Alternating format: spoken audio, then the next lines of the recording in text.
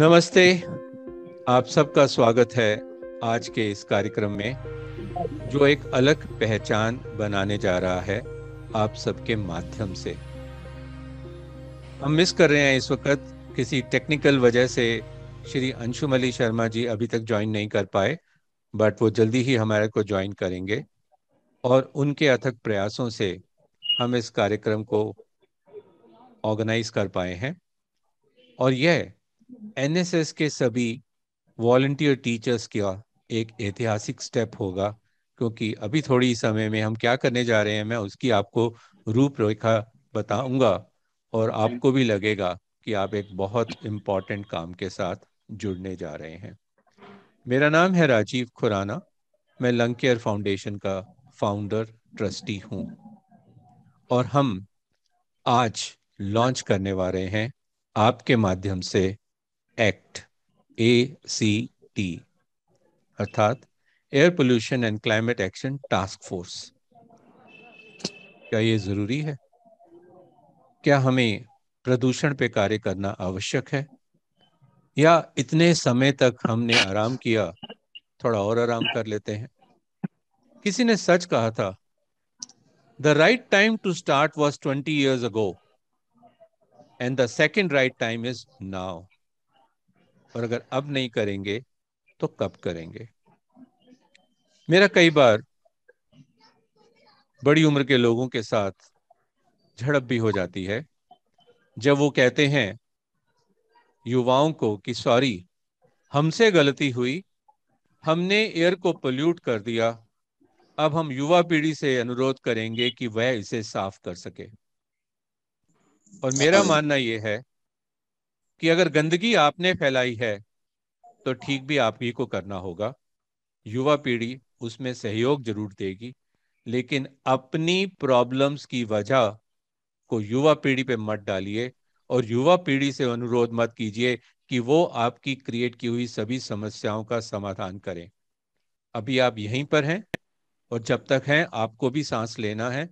इसलिए ये समय है जब हम सब मिलकर, बच्चे, युवा पीढ़ी और बुजुर्ग, सभी मिलकर काम करें। भारत में 15 से 29 साल की एज ग्रुप में 45 करोड़ युवा हैं। तो आप सबका बड़ा इंपॉर्टेंट रोल है।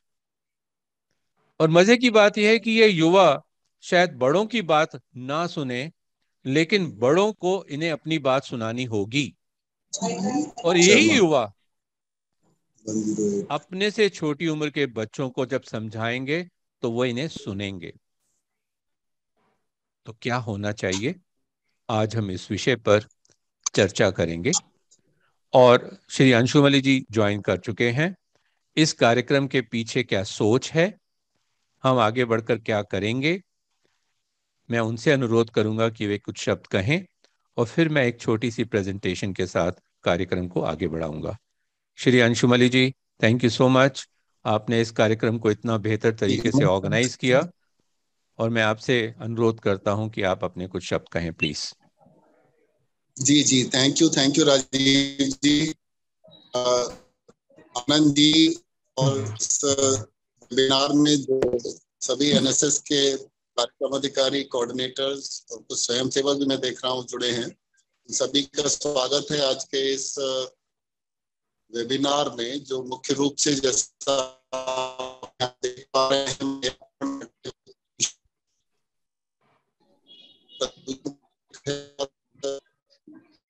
अभी पिछले महीने लखनऊ में जो एक कॉन्फ्रेंस हुई थी, कॉन्क्लेव हुई थी, जिसमें हम लोगों ने डॉक्टर अरविंद कुमार का प्रेजेंटेशन देखा था। वो प्रेजेंटेशन बहुत आई ओपनिंग था, और उसके बाद हम लोगों में ये विचार हुआ, आनंद जी, राजीव जी और मैंने मिलकर ये सोचा कि क्योंकि कोविड के दौरान हमको ये समझ में आ गया है कि लंग की क्या इम्पोर्टेंस है, या तो हम ठीक स्वच्छ वातावरण अपने आसपास का बनाएं जिससे कि हमारी सांसें ठीक तरह से चलें। कहीं अगर हमने इसके लिए प्रयास नहीं किया तो अब वो समय आ जाएगा बहुत जल्दी कि जब हमारी सांसें जल्दी जल्दी रुकना शुरू हो जाएंगी, जैसे कोविड के दौरान रुकी थी। तो उस डर को देखकर हमें ये लगा कि हमें युवा साथियों को अपने ये बताना बहुत आवश्यक है कि लंग की केयर क्यों बहुत जरूरी है। इसलिए हम लोगों ने इस कार्यक्रम के बारे में सोचा और इसको हम लोग एनएसएस उत्तर प्रदेश के साथ लेकर आगे चलना चाहते हैं, क्योंकि यदि युवा स्वस्थ रहेंगे शारीरिक रूप से, तभी वो मानसिक रूप से स्वस्थ रह सकते हैं, तभी वो समाज के लिए कुछ सकारात्मक योगदान कर सकते हैं। मैं बहुत शुक्रगुजार हूँ डॉक्टर अरविंद कुमार का, राजीव जी का, आनंद जी का, कि लंग केयर फाउंडेशन की तरफ से उन्होंने हमें पूरा सहयोग प्रदान किया है। अब मैं बहुत ज्यादा उनके और आपके बीच में रहकर मजे को किरकिरा नहीं करना चाहता। आप मुद्दे को ठीक से समझें और कैसे इस बात को लेकर चलेंगे के बारे में बात करें। धन्यवाद। धन्यवाद। Thank you so much sir. Rajiv ji. जी, थैंक यू सो मच। और मैं अब एक छोटी सी प्रेजेंटेशन देना चाहूंगा जिसके अंदर मैं आपको इस कंटेक्स्ट के बारे में बताना चाहूंगा। आई होप आप मेरी प्रेजेंटेशन देख पा रहे होंगे। प्लीज कंफर्म यस और नो। Yes. दिख रहा है, ओके दिख Yes, रहा फाइन, we है। can see. Sure sure, thank you so much. तो फ्रेंड्स, लंग केयर फाउंडेशन एक सोशल इम्पैक्ट ट्रस्ट है और हमारा फोकस है क्लीन एयर, क्लाइमेट एक्शन और लंग हेल्थ के ऊपर बात करना। आप किस चीज के साथ जुड़े हैं मैं उसके बारे में समझा दूं ताकि हम इस कार्यक्रम को और आगे बढ़ा सकें। ये वो पिक्चर है जिसने डॉक्टर अरविंद कुमार को मूव करता रहा है। ये पिक्चर पार्लियामेंट में भी दिखाई गई। ये वह पिक्चर है जो कि अक्सर हर रोज डॉक्टर अरविंद कुमार देखते हैं जब वो लंग सर्जरी करते हैं। तो 6 साल पहले मेरे मित्र डॉक्टर अरविंद कुमार मेरे साथ चर्चा कर रहे थे कि लंग्स काले पड़ते जा रहे हैं, कुछ करना चाहिए। तब हमने सोचा कि क्यों ना हम एक संस्था क्रिएट करें और लंग केयर फाउंडेशन बनाई गई। हमारे लंग्स काले पड़ते जा रहे हैं। मेडिकल एस्पेक्ट पे डॉक्टर अरविंद कुमार हैं, वे हमारे को अच्छी तरह से विस्तार से इस बारे में बात करेंगे। मैं इस विषय में सही व्यक्ति नहीं हूं, लेकिन हमारे को एक बहुत बड़ा फैसला करना है कि हमारे को कुदरत के लिए हुए पिंक लंग्स लेके चलने हैं या काले पड़ते हुए लंग्स। तो 6 साल पहले 4 व्यक्तियों ने मिलकर इस संस्था को शुरू किया और अब हमारे साथ बहुत सारे लोग जुड़ चुके हैं।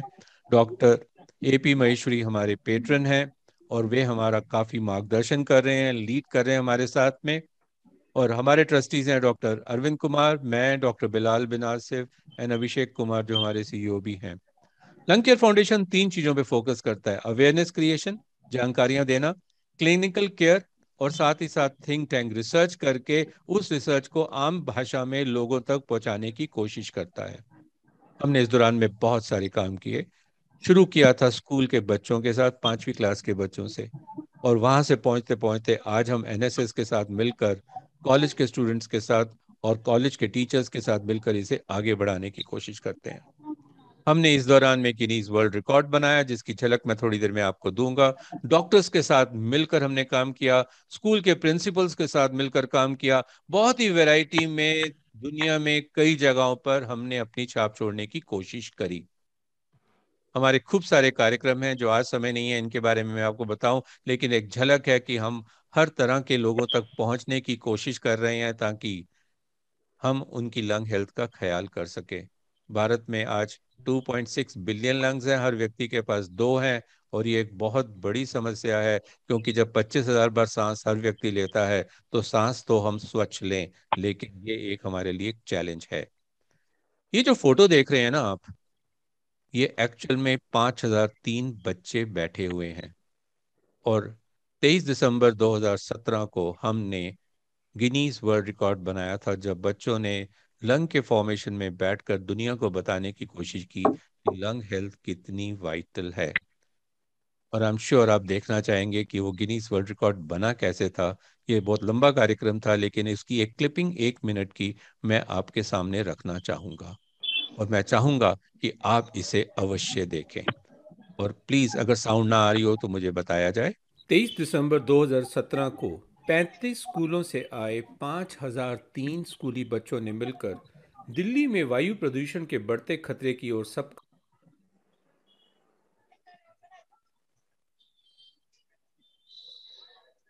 ध्यान आकर्षित करने के लिए एक अद्भुत कोशिश की।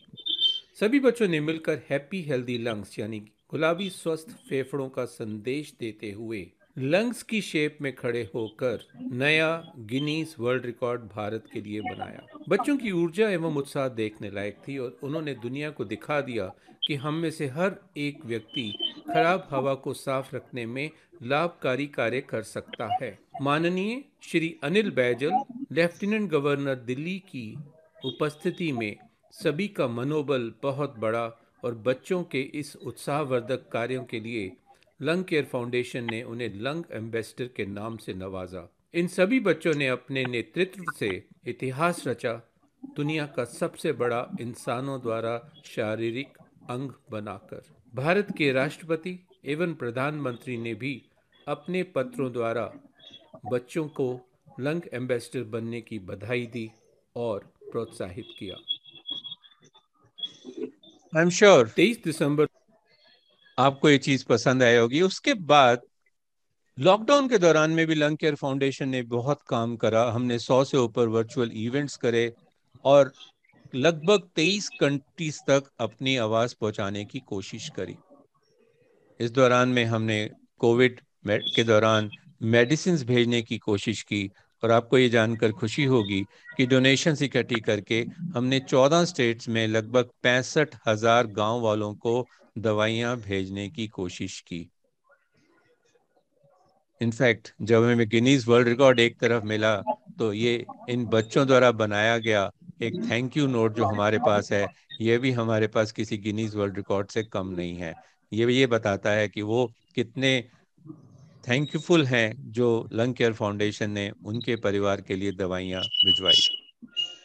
हमने खूब सारे हमारे वीडियोस बन चुके हैं जो हम शेयर करते रहते हैं, काम जो मैं आज नहीं दिखाऊंगा, लेकिन हमने अभी लेफ्टिनेंट गवर्नर के द्वारा एक वीडियो रिलीज किया जिसमें मैं आपका भी सहयोग चाहूंगा कि एक नॉर्मल सा चूल्हा हमारी सेहत को कितना खराब करता है।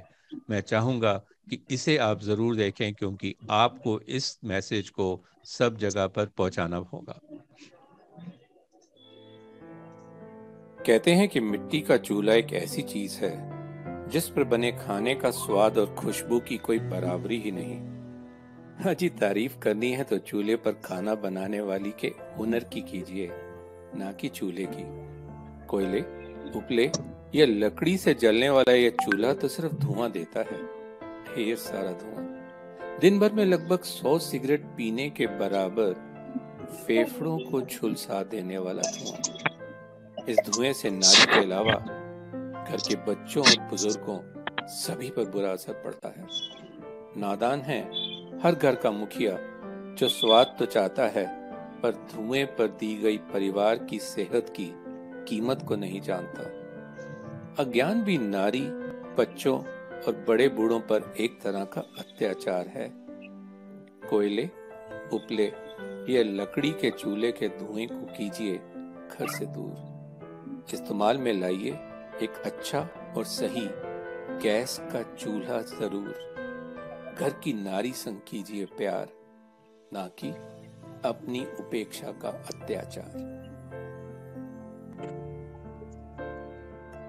इस वीडियो रिलीज का असर यह हुआ कि स्कूल और कॉलेज के बच्चों ने इसे अपने घर में काम करने वाले और आसपास काम करने वाले लोगों को दिखाना शुरू किया ताकि गांव तक में मैसेज जा सके कि चूल्हे की जो धुआं है वो आपकी सेहत को कितना खराब करता है। नमस्ते आंटी। इसके अलावा हमने बहुत सारे और हमारे प्रोग्राम्स हैं जो यूथ को इन्वॉल्व करने वाले हैं और सून ही हम केयर कार्ड को भी लॉन्च करेंगे ताकि आप अपने परफॉर्मेंस को ऑनलाइन भी देख सकें और इंडिया में दूसरा यूथ कहाँ पर कितना कार्य कर सकता है, कर रहा है, उसके साथ अपना आंकलन भी कर सकें। ये बहुत ही जल्दी रिलीज होगा। मूवमेंट हमारा शुरू हुआ डॉक्टर आनंद प्रकाश महेश्वरी की लीडरशिप में जब हमने 29 सितंबर को पिछले महीने air pollution facts to act start किया, जहां पर हमारी मुलाकात श्री अंशुमली जी के साथ भी हुई और वहीं से ये सोच हुई कि एनएसएस, लंग केयर फाउंडेशन मिलकर अब कार्य करेंगे।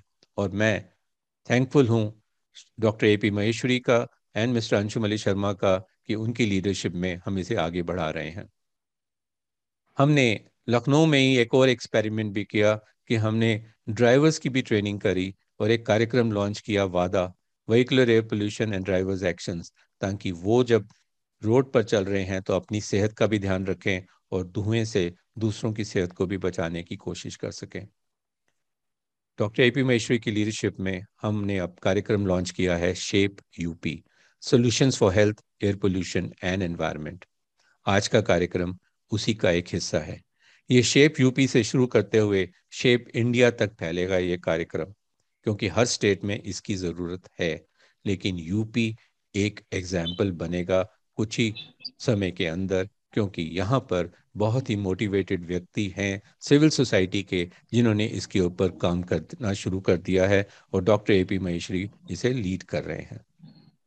तो एक्ट क्या है? Air pollution and climate action task force, an initiative of shape UP. आज जो आप करेंगे एनएसएस के माध्यम से शुरू करेंगे, ये एग्जाम्पल बनेगा पूरी इंडिया के लिए।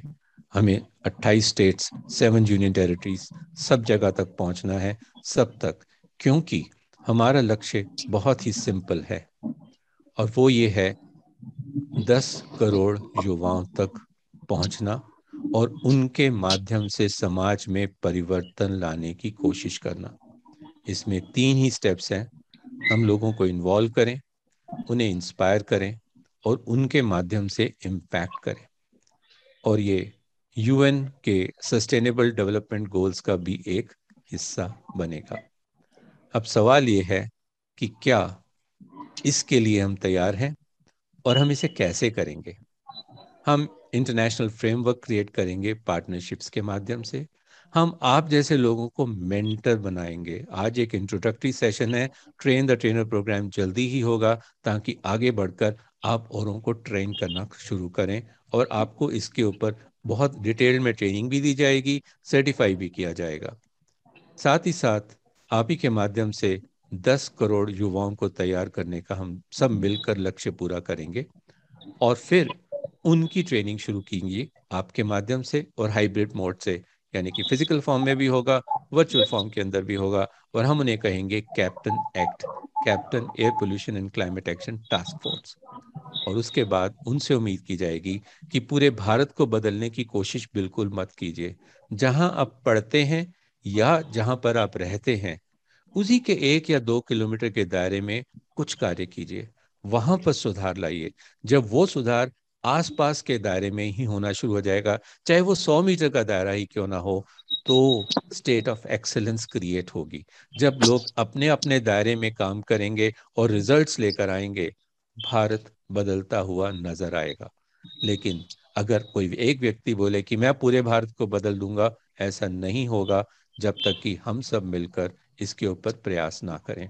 और फिर लंग केयर फाउंडेशन इन सभी अचीवर्स को रिकॉग्नाइज करेगा, उन सब के मेंटर्स, टीचर्स यानी कि आप लोगों को रिकॉग्नाइज करेगा। हम इसे अच्छी तरह से सेलिब्रेट करेंगे, इंटरनेशनली लोगों को दिखाएंगे, सोशल मीडिया पे बताएंगे, ताकि जो सोसाइटी पे इम्पैक्ट आप दिखा रहे हैं वो दुनिया तक पहुंचाने की हम कोशिश करें।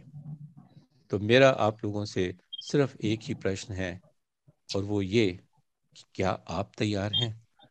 क्या आप तैयार हैं एक अच्छा मेंटर बनने के लिए, ताकि आप युवाओं को सही दिशा, डायरेक्शन दे सकें?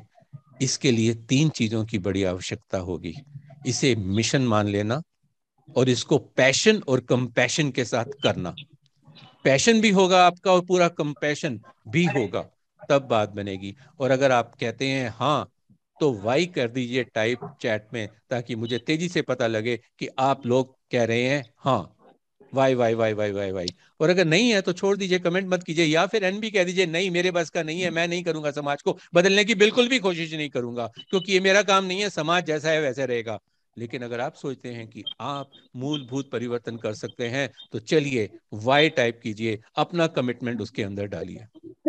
और मैं देख रहा हूं कि बहुत ही तेजी के साथ वाइस आने शुरू हो गए हैं, तो यह एक बड़ा अच्छा इनिशिएटिव है। और अब हम एक प्रीमियर करने वाले हैं। लंग केयर फाउंडेशन और एनएसएस मिलकर आपके सामने आपकी बात को आप ही के सामने रखेगा, और हम एक 40 सेकंड का वीडियो नेशन को रिलीज करने वाले हैं।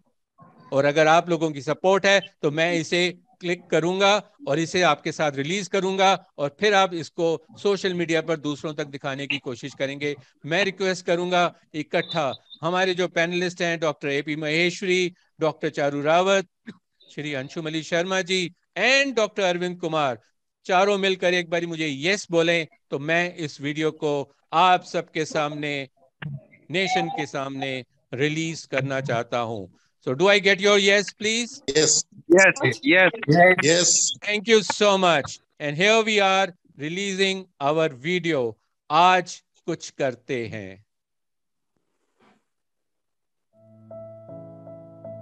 आज कुछ करते हैं, हवा बदलते हैं, मिलकर करते हैं, हवा बदलते हैं। हमसे बड़े भूल गए हैं, हम याद करते हैं। साफ हवा की भी जिंदगी थी, उसे वापस लाते हैं, हवा बदलते हैं। आसमान से गिरी एक बूंद कुछ असर नहीं करती, बूंदें जब मिलकर गिरें घनी बारिश से सब कुछ बदल देती हैं। हर बूंद अपना काम करती है, जब मिलकर चलती है असर करती है। साफ हवा ला सकते हैं हम भी, जब खुद करें और मिलकर करें, बार बार, लगातार, जोरदार। आज से करते हैं, अब से करते हैं, हवा बदलते हैं। ये है NSS लंग केयर फाउंडेशन की पेशकश, हम सब का कमिटमेंट, और मैं उम्मीद करता हूं कि आने वाले समय में आप इसे बहुत ज़्यादा सोशल मीडिया पर भी सर्कुलेट करेंगे, शेयर करेंगे, लोगों को दिखाएंगे और बार बार देखेंगे भी, क्योंकि हवा बदलने की जिम्मेवारी हम सब की है। आज से करते हैं, अब से करते हैं। मैं अपनी इस प्रेजेंटेशन को अब यहीं क्लोज करना चाहूँगा और मैं रिक्वेस्ट करूँगा डॉक्टर अरविंद कुमार से, जो लंग केयर फाउंडेशन के फाउंडर और मैनेजिंग ट्रस्टी हैं, मेरे 25 वर्ष पुराने मित्र हैं और इन्हीं की प्रेरणा से मैं लंग केयर फाउंडेशन में जुड़ा। आप institute of chest surgery Medanta hospital में चेयरमैन हैं, रोबोटिक सर्जरी के एक्सपर्ट हैं, लंग ट्रांसप्लांट के एक्सपर्ट हैं, पहले प्रोफेसर रह चुके हैं all India institute of medical science में, और उसके बाद इन्होंने चेयरमैन थे institute of chest surgery, centre for chest surgery, Gangaram hospital. लेकिन इनकी जो पैशन है ये बहुतों को हिला देती है, और आज मैं चाहूँगा कि आप डॉक्टर अरविंद कुमार से ही सुने। ये ट्रैवल कर रहे हैं पर्सनल टाइम में, अमृतसर से हमारे को कनेक्ट कर रहे हैं और आपको संबोधित करेंगे। Doctor Arvind Kumar, please. Thank you, Rajiv ji. Rajiv, am I audible? Yeah, absolutely. Okay.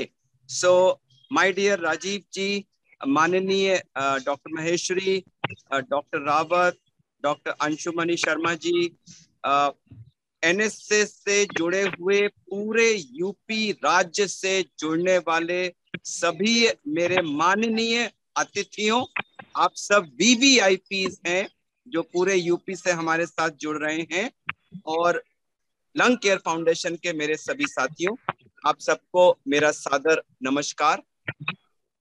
पहले तो मैं आप सबको ग्रीटिंग्स और ब्लेसिंग्स देना चाहूंगा। मैं इस समय गोल्डन टेम्पल परिसर में हूँ, यहाँ पर विजिट करने आया था। चांस की बात थी कि ये वेबिनार का टाइम उसके बीच में पड़ा, तो मैं यहीं बाहर टेम्पल के जस्ट बाहर बैठकर अपने मोबाइल से ज्वाइन कर रहा हूँ और आप सबको यहाँ से होली ग्रीटिंग्स लाता हूँ। मुझे लगता है कि शायद गॉड ने कुछ ये प्लान किया था कि यह प्रोग्राम, राजीव मेरा दिल कह रहा है कि अब तक हमने जो भी किया है, उसने जो कुछ भी किया हो, बट ये आज जो ये NSS के साथ ये प्रोग्राम लॉन्च हो रहा है ना, ये इसकी गूंज पूरे देश में जाएगी, क्योंकि इसका शुरुआत, जो कहते हैं ना कि अगर आगाज अच्छा हो तो अंजाम भी अच्छा होगा, और जब होली ब्लेसिंग्स के साथ ये प्रोग्राम शुरू हो रहा है तो शायद इसका अंजाम भी बहुत अच्छा होगा। तो आप सबको मेरी ग्रीटिंग्स।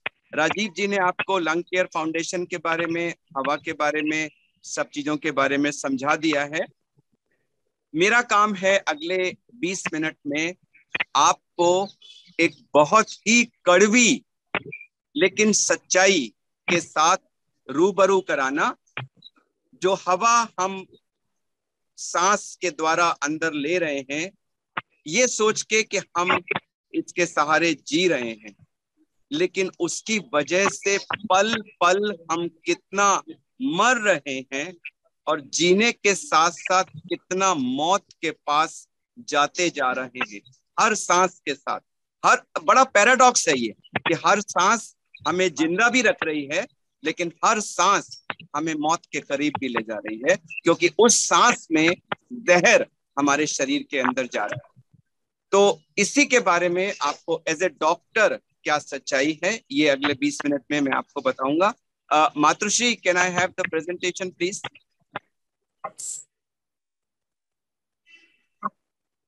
नेक्स्ट।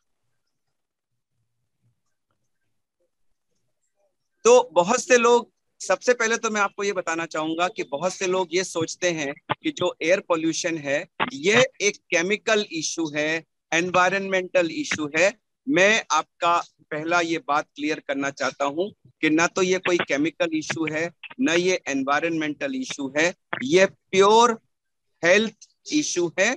और हेल्थ इशू भी नहीं है, ये एक्चुअली एक हेल्थ इमरजेंसी है, और हम लोग एक हेल्थ डिजास्टर की तरफ अग्रसर हो रहे हैं। Yes, I will use the word, हम सब हेल्थ डिजास्टर की तरफ अग्रसर हो रहे हैं। क्यों हो रहे हैं ये अगली स्लाइड्स में आपको दिखाता हूं। नेक्स्ट श्री। यह एक पिक्चर है जो एक्चुअली लंग केयर फाउंडेशन की जननी है। जो आपके बाईं तरफ दिख रहा है ये एक नॉर्मल ओटी के अंदर मेरे द्वारा पिक्चर ली गई है, जो नॉर्मल पिंक लंग की होती है जैसा कि हम पैदा होते हैं। और जो आपको राइट साइड में दिख रहा है यह एक दिल्ली वासी का लंग है, स्मोकर का नहीं है, एक नॉन स्मोकर का लंग है। ये देखिए जरा कि बिना स्मोकिंग के भी हमारे लंग्स का क्या हाल हो रहा है। यह पिक्चर मैं रोज 4 से 5 मरीजों में देख रहा हूं, और इसी से विचलित होकर राजीव जी ने, हमने सबने लंग केयर फाउंडेशन की स्थापना की कि यह गंभीर चेंज जो मैं ओटी के अंदर देख रहा हूं इसको पिक्चर्स के माध्यम से आप सब तक पहुंचाएं, देश के 130 करोड़ लोगों तक पहुंचाएं, और उन्हें बताएं कि हमारे चेस्ट के अंदर, हमारी बॉडी के अंदर हम अनजाने में, बिना हमारे जाने कितना जहर घुल रहा है, कितना नुकसान हो रहा है। Next slide Shri. इससे ज्यादा जो विचलित जिस पिक्चर ने मुझे किया था, यह एक 13 साल के बच्चे का लंग है।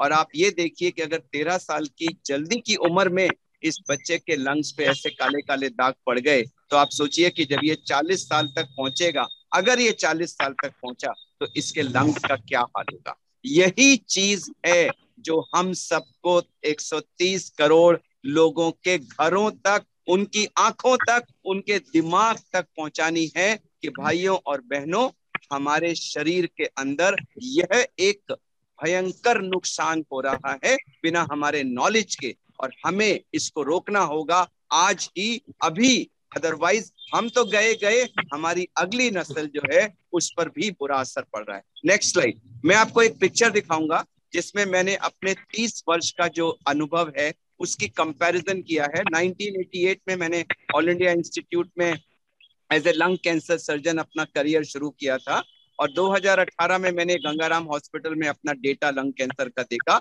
बाईं तरफ जो है वो हमारा 1988 का एम्स का डेटा है, और 2018 का डेटा राइट साइड में है गंगाराम हॉस्पिटल का। 1988 में मेरे 90% लंग कैंसर पेशेंट स्मोकर्स होते थे, बड़ा रेयरली था कि कभी कोई नॉन स्मोकर आए। और जरा राइट साइड में देखिए कि आज 50% से ऊपर पेशेंट्स हमारे नॉन स्मोकर्स हैं, सो कॉल्ड नॉन स्मोकर्स। वो सो कॉल्ड वर्ड में क्यों यूज कर रहा हूं ये मैं आगे बताऊंगा। नेक्स्ट पॉइंट देखिए कि उस समय ज्यादातर पेशेंट्स 50 से 60 की उम्र के थे। आज की तारीख में हम जो ज्यादातर पेशेंट्स को 40s में देख रहे हैं। और अभी आधा घंटे पहले मुझे लखनऊ से एक SGPGI से एक डॉक्टर मित्र हैं, उनका फोन आया था कि उन्होंने आज सुबह एक लेडी देखी है 32 वर्ष की, नॉन स्मोकर, उनके पति भी नॉन स्मोकर हैं और उनके लंग में कैंसर है। लखनऊ शहर में 32 वर्ष की non smoker lady, non smoker family से उसके लंग कैंसर।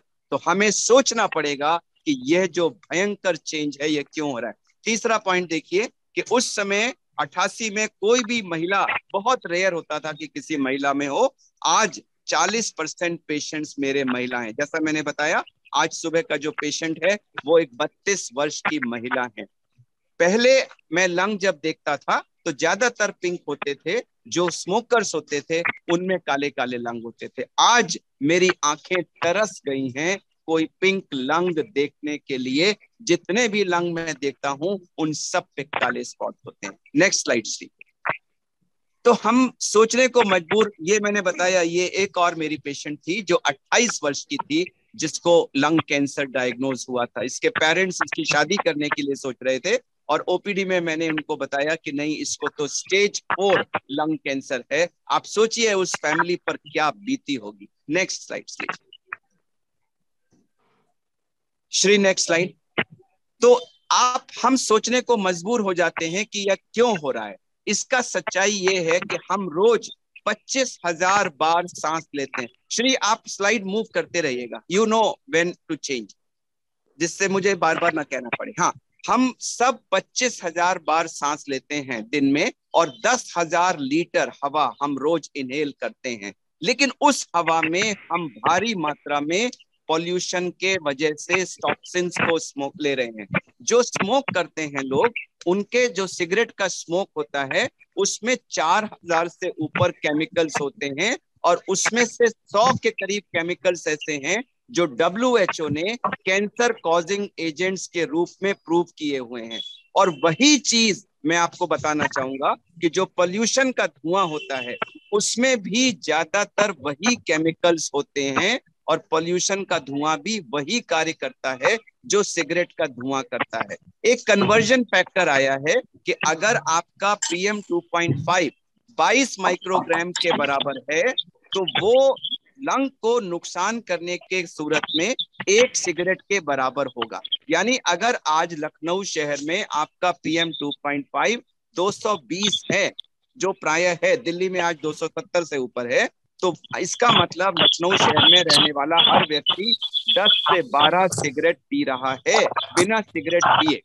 और इसीलिए मैंने ये स्टेटमेंट बार बार दिया है कि इंडिया के अंदर कोई भी नॉन स्मोकर नहीं है। Next slide Shri. और ये बहुत इंपॉर्टेंट स्लाइड है। मैं चाहूंगा कि आप सब, जैसे वो पिंक लंग ब्लैक लंग की इमेज को आप लोग दिमाग में बसा लीजिए कि हम सब के लंग्स ऐसे ब्लैक हो रहे हैं। ऐसे मैं आप सबसे चाहूंगा कि इस पिक्चर को भी दिमाग में बसा ले कि हम अपने नवजात शिशुओं को दूध की बोतल के अंदर दूध नहीं, सिगरेट के पैकेट्स देते हैं। मैं क्यों ऐसा कह रहा हूं भाइयों और बहनों, जब हमारा एक नवजात शिशु पैदा होकर सांस लेना शुरू करता है तो कौन सी हवा लेता है वो? उसके लिए हम कोई अलग से इंपोर्टेड हवा तो नहीं लाते ना, वही हवा है जो हम सब ले रहे हैं। दिल्ली शहर में अगर आज PM 2.5 270 है, जो कि 12 से 14 सिगरेट के बराबर है, तो दिल्ली शहर में पैदा होने वाला हर नवजात शिशु भी 12 से 14 सिगरेट पी रहा है। और इसीलिए बार बार टीवी चैनल्स पे मैंने ये स्टेटमेंट दिया है कि in polluted cities, newborns also become smokers. Yes, India is a country of newborn smokers. और इसीलिए मैं लंग कैंसर को अर्ली देख रहा हूं। देखिए, लंग किसी भी टिश्यू में कैंसर बनने के लिए कैंसर कॉजिंग एजेंट्स को 25 से 30 साल तक उसके ऊपर एक्ट करना होता है। पहले लोग 18-20 साल पे सिगरेट स्मोकिंग शुरू करते थे, 30 साल सिगरेट पीते थे, 50 वर्ष की उम्र में उनको कैंसर होता था। आज पहली सांस से एक नवजात शिशु स्मोकर बन जाता है तो वो जब तक 30-32 साल का होता है, जैसे कि ये महिला है जो आज सुबह आई है, वो 32 साल से स्मोकर है, तो उसको कैंसर हो गया, उसमें क्या, ये तो एक्सपेक्टेड है। तो मैं ये बताना चाहूंगा कि पॉल्यूटेड सिटीज में सांस लेने से आप मौत के निकट जा रहे हैं। जी हाँ, सांस आपको जिंदा रख रही है लेकिन वो आपको मौत के निकट ले जा रही है। अक्सर मुझे ये सवाल पूछा जाता है, नेक्स्ट स्लाइड श्री, कि हमारे शरीर के कौन कौन से अंग इससे अफेक्ट होते हैं। Next slide Shri. मैं ये दिखाना चाहूंगा आपको ये फोटोग्राफ, इसको देखिए कि इसमें सर से लेकर, ब्रेन से लेकर और पैर तक कोई भी अंग ऐसा नहीं है जो अनअफेक्टेड हो। लोग प्राय ये सोचते हैं कि पोल्यूशन से सिर्फ हमारे लंग्स अफेक्ट होते हैं। सर, लंग्स से हमारे पार्टिकल्स एंटर करते हैं, लेकिन वो एंटर करने के बाद लंग्स के थ्रू ब्लड के माध्यम से अंदर चले जाते हैं और ब्लड के माध्यम से वो सर से लेकर पैर तक, ब्रेन से लेकर और बोन तक हर अंग में जाते हैं, क्योंकि वो एंटर लंग से करते हैं। Next slide. तो सबसे ज्यादा जो उसका दुष्प्रभाव है वो तो लंग पे पड़ता है, और इसी वजह से allergy, asthma, COPD, interstitial lung disease, emphysema, tuberculosis, lung cancer, ये सारी की सारी, नेक्स्ट स्लाइड श्री, जो डिजीजेस हैं वो भारी मात्रा में होती हैं पोल्यूटेड सिटीज में रहने वालों में। लेकिन नुकसान यहीं तक सीमित नहीं रहता, ब्रेन पर असर होता है। इसीलिए हमारे बच्चे आजकल अटेंशन डेफिसिट डिसऑर्डर से सफर कर रहे हैं। ये प्रूफ आया है कि पोल्यूटेड सिटीज में पलने वाले बच्चों की आईक्यू कम हो जाती है। ये प्रूफ आया है कि पोल्यूटेड सिटीज में बच्चों की हाइट कम हो रही है, बच्चों की लंग कैपेसिटी कम हो रही है, उनको अर्ली एज में ब्लड प्रेशर हो रहा है, उनको हाइपरटेंशन हो रहा है, और अस्थमा का इंसिडेंस बहुत ज्यादा बढ़ रहा है। लाखों डेथ्स हर साल हो रही हैं इसी चीज के लिए। हमने एक एक्सपेरिमेंट किया था, क्योंकि लंग्स का जो मैंने आपको दिखाया चेंज, वो तो मैं ओटी के अंदर देखता हूँ, उसी चीजों को मैं लाखों करोड़ों लोगों को उनकी आंखों से कैसे दिखाऊं। उसके लिए हमने ये 2 साल पहले एक्सपेरिमेंट किया। आपको लेफ्ट साइड में जो दिख रहा है वो एक आर्टिफिशियल लंग है, एक ईपा फिल्टर जो हमारे एयर कंडीशनर्स में लगा होता है, उसकी मदद से हमने ये लंग बनाया, और इसके पीछे एक एग्जॉस्ट फैन लगा दिया सांस की प्रक्रिया को मिमिक करने के लिए, ताकि हवा पास हो। ये हमने दिल्ली में गंगाराम अस्पताल के कैंपस में लगाया। A1 पे आप देखिए बाईं तरफ के बिल्कुल सफेद था। हमारी उम्मीद थी कि शायद 1-1.5 महीने में इसका रंग बदलेगा, लेकिन हम शॉक्ड हो गए जब वो सिर्फ 6 दिन के अंदर पूरा का पूरा लंग काला हो गया। तो ये जो आर्टिफिशियल लंग में काला होना दिख रहा है, यही प्रक्रिया मैं चाहूंगा कि आप सब इस इमेज को अपने दिमाग में रजिस्टर कर लें। यही प्रक्रिया हमारे लंग्स के अंदर भी हो रही है, और ये नहीं है कि ये हमारे पैदा होने के बाद होती है। अब प्रूफ आ रहा है कि जो टॉक्सिन्स होते हैं वो एक्चुअली प्लेसेंटा के थ्रू नवजात शिशु में, जब वो माता के गर्भ में होता है, तभी अंदर चले जाते हैं। Next slide.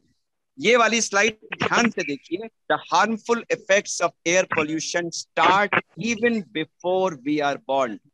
फ्रेंड्स, वापस जाइए। या इस इमेज को प्लीज आप रजिस्टर करिए कि पोल्यूशन का हार्मफुल इफेक्ट्स हमारे पैदा होने का इंतजार नहीं करता, वो हम पर हमारी माता के गर्भाशय के अंदर ही वार करना शुरू कर देता है। क्योंकि जो माता सांस ले रही है, उस सांस में जो पोल्यूटेंट्स हैं वो उसके ब्लड से प्लेसेंटा के थ्रू बच्चे में जाते हैं।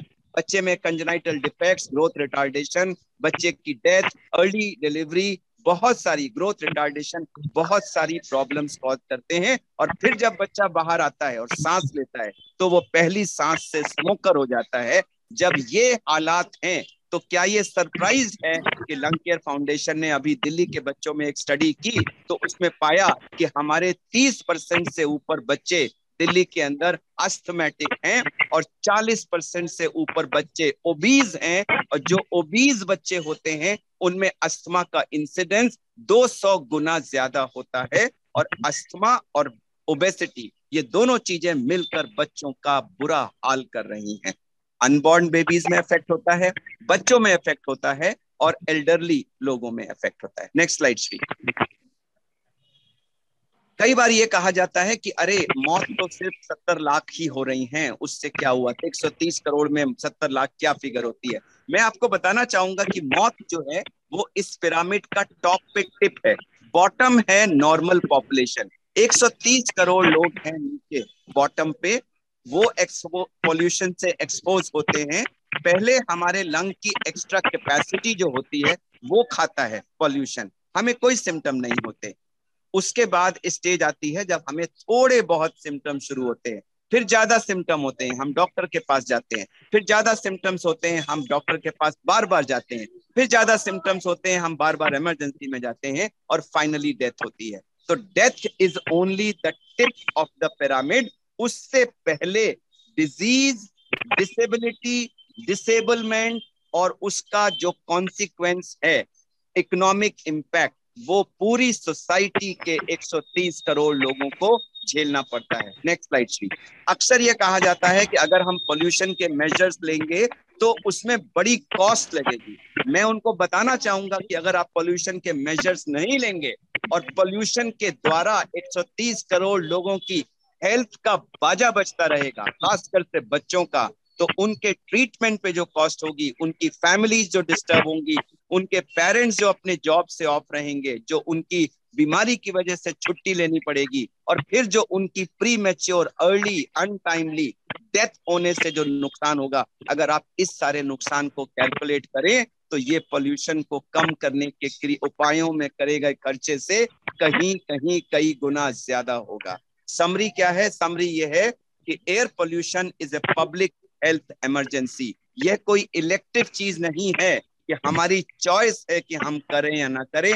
हमारे पास कोई चॉइस नहीं है। हमारी नेक्स्ट जनरेशन, हमारे बच्चे जिन्हें हम जान से ज्यादा प्यार करते हैं, उनके स्वास्थ्य का सवाल है। हम सब कहते हैं जी हम बच्चों को प्यार करते हैं, हम बच्चों के लिए ये छोड़ेंगे, वो छोड़ेंगे, गाड़ी छोड़ेंगे, बंगला छोड़ेंगे। अरे भाइयों और बहनों, इस सब का फायदा क्या है अगर उस बंगले के बाहर वो बच्चा कुछ साल के बाद बिना ऑक्सीजन मास्क लगाए निकल ही नहीं पाएगा। मैं कहूंगा उसकी जगह उसके लिए केवल एक झोपड़ी छोड़ दो, प्रोवाइडेड उस झोपड़ी के चारों तरफ वो बच्चा खुली हवा में, साफ हवा में ऐसे सांस ले सके जैसे हम लोगों ने अपने बचपन में सांस ली है। चॉइस आपकी है। Next slide. Lung care foundation ने इसके सोल्यूशन के लिए एक AAA अप्रोच ली है।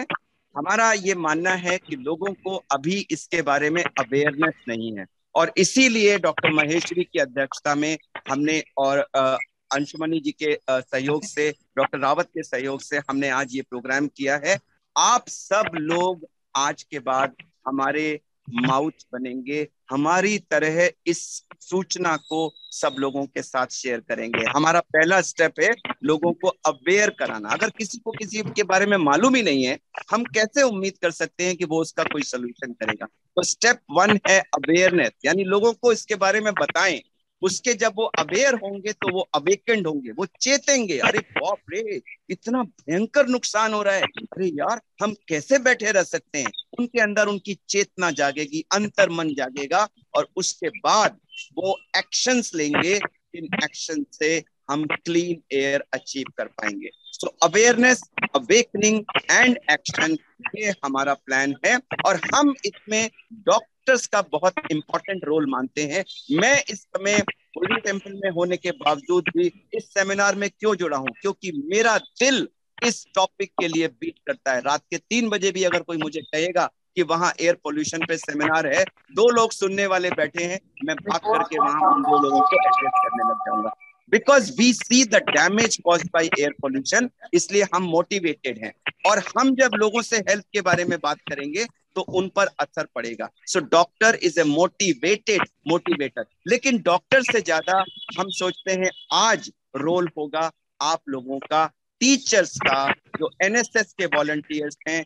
हम आपके लिए एक नॉलेज पार्टनर बनने के लिए तैयार हैं, लेकिन ग्राउंड पर बच्चों तक, घर घर तक, 130 करोड़ लोगों तक इस मैसेज को पहुंचाना, मेरे माननीय टीचर्स, यह सब आपके सहयोग द्वारा ही, केवल आपके द्वारा ही संभव हो पाएगा। हम इस मैसेज को 130 करोड़ लोगों तक नहीं पहुंचा सकते, हम केवल आपके साथ इस इंफॉर्मेशन को साझा कर सकते हैं। लेकिन मुझे पूरा विश्वास है कि आप जो 250 से ऊपर लोग आज जुड़े हैं, इसके आगे ये संख्या 2500 होगी, 2.5 लाख होगी, 2.5 करोड़ होगी। जिस दिन ये एक जन आंदोलन में कन्वर्ट हो गया, उस दिन साफ हवा का जो हमारा सपना है वो अवश्य अवश्य साकार होकर रहेगा। मैं इस प्रेजेंटेशन को यही रोकूंगा, क्योंकि इसके आगे फिर और चीजें हैं जो हम बाद में आपके साथ डिस्कस करेंगे। मेरा पर्पस आपको इस गंभीर समस्या की गहराई, इसकी सीरियसनेस से अवगत कराना था, और दूसरा चीज ये कहना था कि अगर कोई ग्रुप है जो इस चीज को समाज के 130 करोड़ लोगों तक पहुंचा के जन आंदोलन का रूप दे सकता है, तो वो सिर्फ और सिर्फ आप लोग हैं। और इसीलिए मैं दोबारा कहता हूं कि आज एक ऐतिहासिक दिन है, और देश में एयर पोल्यूशन के जन आंदोलन का बिगुल आज यूपी के NSS के माध्यम से बज रहा है। पुनः आप सबको गोल्डन टेम्पल से शुभकामनाएं एंड ब्लेसिंग्स। नमस्कार।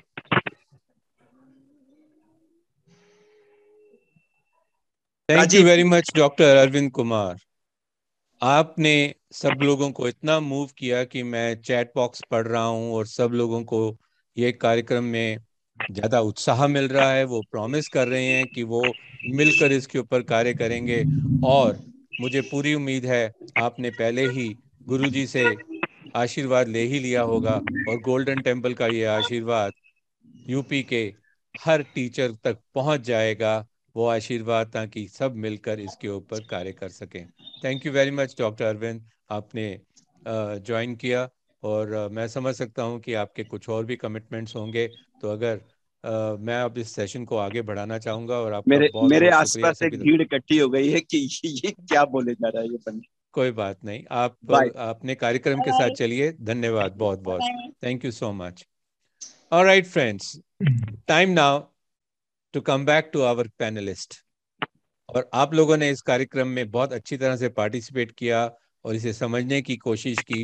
इसके ऊपर इसके आपने कमिटमेंट दे रहे हैं कि आप इस पे कार्य करेंगे, तो मैं आपका अभिनंदन करता हूं। और अपने पैनल के साथ अब एक चर्चा पे जाऊंगा, लेकिन उससे पहले एक छोटा सा पोल मैं आपके साथ करना चाहूंगा। फास्टेस्ट फिंगर फर्स्ट को आप तैयार रखिएगा। सिर्फ 2 सवाल मैं आपसे करना चाहूंगा। आप इन सवालों के जवाब 1 मिनट के अंदर अंदर करेंगे। जो भी आप बोलेंगे उसका रिजल्ट मैं आपको थोड़ी ही देर में दिखाऊंगा, और वही रिजल्ट मैं पैनल के सामने भी रखना चाहूंगा। तो ये रहा पोल जो मैं अब आपके सामने शुरू कर रहा हूं। क्वेश्चन है, how serious is the air pollution problem in UP? UP में वायु प्रदूषण की समस्या कितनी गंभीर है? पहला answer, there is no air pollution problem in UP, कुछ नहीं है। दूसरा, air pollution is a seasonal problem, कभी कभी होती है, कुछ महीने होती है, बाकी निकल जाती है। तीसरा, air pollution is a very serious problem everywhere through out UP. और दूसरा सवाल है, do you think teachers and solutions can do something about reducing the air pollution? हाँ या ना? तो अब तक 252 सदस्यों में से 40-50 सब बड़ी तेजी से आंसर बढ़ते जा रहे हैं, और मुझे अच्छा लग रहा है, बड़ी स्पीड के साथ लोगों के आंसर चलते जा रहे हैं। इस वक्त 30% तक हम क्रॉस कर चुके हैं, आंसर चल रहे हैं। तो देखते हैं कि लोगों के आंसर इसमें क्या होने वाले हैं। आप प्लीज चैट बॉक्स में आंसर नहीं दीजिए, आप पोल के ऊपर ही आंसर दीजिए, क्योंकि मैं चैट बॉक्स वाले आंसर नहीं पढ़ूंगा। आपको जो पोल आपके सामने आ रहा है, आपने उसी के ऊपर अपने उत्तर देने हैं, और वही कैलकुलेशन होएगी और वही नंबर मैं आपके सामने रखूंगा। मेरे पास कोई तरीका नहीं है यह पता करने के लिए कि किसने क्या उत्तर दिया है। ये पोल सीक्रेट पोल है, लेकिन ये रिजल्ट्स आपके सामने थोड़ी ही देर में आने वाले हैं। प्लीज, मैं दोबारा इसको हिंदी में बोल रहा हूँ, क्योंकि ये हिंदी में बोल नहीं है कि यूपी के अंदर वायु प्रदूषण की समस्या कितनी गंभीर है। पहला उत्तर है कि कोई प्रॉब्लम नहीं है। दूसरा, सिर्फ सीजनल है, कभी कभी होती है। और तीसरा है कि हमेशा ही रहती है ये समस्या। और दूसरा, क्या टीचर और स्टूडेंट्स का रोल है इसके अंदर? तो यस, नो, या आपको श्योर नहीं है, इसके ऊपर आपने आंसर देना है। तो अब तक 130 लोगों ने आंसर दे दिया है 252 में से। मैं 30 सेकेंड्स और वेट करूंगा। जरा उंगलियां तेजी से दौड़ाइए और फटाफट अपने आंसर देने की कोशिश कीजिए। प्लीज चैट बॉक्स के अंदर अपने आंसर्स मत टाइप कीजिए। पोल जो सामने नजर आ रहा है, आपने उसी के ऊपर अपने आंसर देने हैं। प्लीज, मल्टीपल चॉइस है, आपने उसे क्लिक करना है और उसे आंसर करना है। मैं 15 सेकेंड और वेट करूंगा और इस पोल को यहीं क्लोज करने की कोशिश करूंगा, क्योंकि अब तक 54% लोगों ने पार्टिसिपेट कर लिया है, जो एक अच्छा रिप्रेजेंटेटिव नंबर है। तो जरा देखते हैं अगले 10 सेकंड के अंदर और कितने रिस्पॉन्सेज आते हैं, और मैं ये रिजल्ट आपके सामने शेयर करने वाला हूं। तो चलिए मेरे दोस्तों, 5, 4, 3, 2, 1, मैं पोल को यहीं क्लोज करता हूं। 57% लोगों ने इसका आंसर दिया है, और अब आपके सामने मैं रिजल्ट्स रखना चाहूंगा। तो ध्यान से देखिएगा, आप लोगों ने क्या कहा है। आपने कहा है कि भैया 2% लोग मानते हैं कि यूपी में एयर पोल्यूशन की प्रॉब्लम कहाँ है, बिल्कुल भी नहीं है। 15% लोग कहते हैं भाई एयर पोल्यूशन तो सीजनल प्रॉब्लम है, कुछ महीने होती है, बाकी तो आसमान साफ ही रहता है। लेकिन 83%, 83% लोग कहते हैं भैया रोज की प्रॉब्लम है यूपी के अंदर एयर पोल्यूशन की। तो ये तो बड़ा इंटरेस्टिंग फिगर हो गया। 83% लोग बाकियों से एग्री नहीं करते, 17% लोगों से। और दूसरा कि क्या टीचर्स और स्टूडेंट्स का रोल है एयर पोल्यूशन को खिलाफ फाइट करने के लिए, लड़ाई लड़ने के लिए? तो 98% लोग कहते हैं हाँ, हमारा ही रोल है। लेकिन 2% को श्योर नहीं है कि हमारा रोल है या कोई और इसको रोल को खत्म करे। तो दोस्तों 83% बड़ा अच्छा नंबर है जो ये कहता है कि समस्या है, और 98% टीचर्स एंड स्टूडेंट्स मानते हैं कि उनका ये रोल बड़ा इम्पोर्टेंट रोल है। तो मैं इसे अब यहीं पे क्लोज करता हूं, क्योंकि यहाँ सर अब हम अपने पैनल से इसके ऊपर उनकी प्रतिक्रिया जानने की कोशिश करेंगे। और मैं अपने पैनलिस्ट का स्वागत करना चाहूंगा। हमारे साथ हैं डॉक्टर चारू रावत। आप एक एजुकेशनिस्ट हैं, 15 वर्ष का आपका एक्सपीरियंस है हायर एजुकेशन के अंदर, faculty of management and commerce में। और आप personality development, soft skills, corporate training, teachers training, personal counselling वगैरह में बहुत अच्छा रोल प्ले कर रही हैं। बहुत प्रोग्रेसिव थॉट्स हैं आपके। आपका स्वागत है डॉक्टर चारू रावत, प्लीज। मेरे साथ आप ही के डॉक्टर श्री अंशुमली शर्मा जी हैं, जो officer on special duty and state liaison officer हैं एनएसएस के। और आप ब्लेंड करते हैं एकेडमिक्स और activism in the field of children and youth through human unity movement and national service की। और हमारे स्वागत है Anshumali ji. Thank you for joining us. जी नमस्कार, नमस्कार। Thank you thank you so Rajiv much. जी। एंड हमारे खास यूपी के लिए लीडर डॉक्टर एपी महेश्वरी। आप इंटरनल सिक्योरिटी एक्सपर्ट हैं। आप अभी रिसेंटली ही आईपीएस से सेवानिवृत्त हुए हैं। आप पांडिचेरी के गवर्नर के एडवाइजर रह चुके हैं। सीआरपीएफ के डायरेक्टर जनरल थे। उससे पहले bureau of police records and research and development में डायरेक्टर जनरल थे। और आप बीएसएफ में भी एक बहुत इम्पोर्टेंट रोल अदा किया। और श्रीराम कॉलेज ऑफ कॉमर्स से पढ़े हुए हैं। और मुझे खुशी है कि हम दोनों एक ही क्लास में पढ़े हैं, तो हम बचपन के मित्र भी हैं। और आप लंग केयर फाउंडेशन के पेट्रन हैं, एक जाने माने स्पीकर और ऑथर हैं। स्वागत है डॉक्टर एपी महेश्वरी। मेरे लिए आनंद आपका इस कार्यक्रम में। और अब हम जरा अपनी डिस्कशन को आगे बढ़ाते हैं। हमने ये फिगर्स देखी, 83% लोग मानते हैं यूपी में समस्या बड़ी विकट है, और 98% कहते हैं टीचर्स और स्टूडेंट्स का बड़ा इंपॉर्टेंट रोल है। तो चारू जी, आप ही से शुरू करते हैं। आप इन फिगर्स को क्या देखती हैं, कैसे देखती हैं? समस्या कैसे है और क्या रोल होना चाहिए? आपके लिए 1 मिनट का ओपनिंग कमेंट प्लीज। मैं बाकी पैनलिस्ट से भी 1-1 मिनट का ओपनिंग कमेंट लेके फिर हम क्वेश्चन आंसर्स पे चलेंगे। चारू जी। टीचर्स जो हैं they are agent of social change, हम मानते हैं। और उनके जो स्टूडेंट्स होते हैं उनको एक रोल मॉडल की तरह देखते हैं। तो सबसे पहले तो टीचर्स को अपना ही एक मॉडल बिहेवियर एग्जिबिट शो करना चाहिए स्टूडेंट्स के सामने और समाज के सामने, जिसको हम कह सकते हैं ग्रीन बिहेवियर। यानी कि पहले टीचर्स को ही अपना बिहेवियर ग्रीन बिहेवियर में कन्वर्ट कर देना चाहिए। चाहे वो अपने घर से स्कूल या कॉलेज आने के लिए आप कम्यूट कर रहे हैं वो तरीका हो, जिस तरीके से आप अपना लेक्चर या जो भी आप लेसन पढ़ा रहे हैं वो डिलीवर करने का तरीका हो, कंज्यूमर गुड्स जितने हम लोग जिस तरीके से यूज कर रहे हैं, हर एक आपकी एक्टिविटी में एक ग्रीन बिहेवियर इनकॉर्पोरेट करने की जरूरत है। और टीचर को यहाँ पे एक सिर्फ टीचर ही नहीं, मोटिवेटर और लीडर भी बन जाना है। लीडर इन द सेंस के कई तरीकों से ऑफ कोर्स, लेकिन क्योंकि हम यहाँ लंग एयर पोल्यूशन की बात कर रहे हैं तो एक ग्रीन बिहेवियर और ग्रीन स्किल्स इम्पार्ट करने के लिए। साथ ही what I would like to say कि ईवीएस जो है environmental studies, it should be made compulsory. कुछ साल पहले तक सीबीएसई बोर्ड में ये छोटे क्लासेस में कंपल्सरी सब्जेक्ट था, बट अब कंपल्सरी नहीं है। लेकिन कई स्कूल्स अभी भी इसको एक कंपल्सरी सब्जेक्ट की तरह पढ़ाते हैं। तो सिर्फ छोटे ही क्लासेस में नहीं, एक बड़े हायर क्लासेस में भी इसको एक कंपल्सरी सब्जेक्ट बना देना चाहिए कि एनवायरमेंट की तरफ अवेयरनेस रहे, हर कोई उसकी फिक्र करे, हर किसी को उसके एक कंसर्न हो कि हमें एनवायरमेंट प्रोटेक्ट करना है। साथ ही साथ ये स्किल्स भी इम्पार्ट करने, हम लोग 21st सेंचुरी स्किल्स की बात करते हैं स्कूल लेवल पर, और इंडस्ट्रियल स्किल्स की बात करते हैं हायर एकेडमिक लेवल्स पर। 10 स्किल्स दोनों में लिस्टेड है, पर कहीं पर भी green skills are not listed.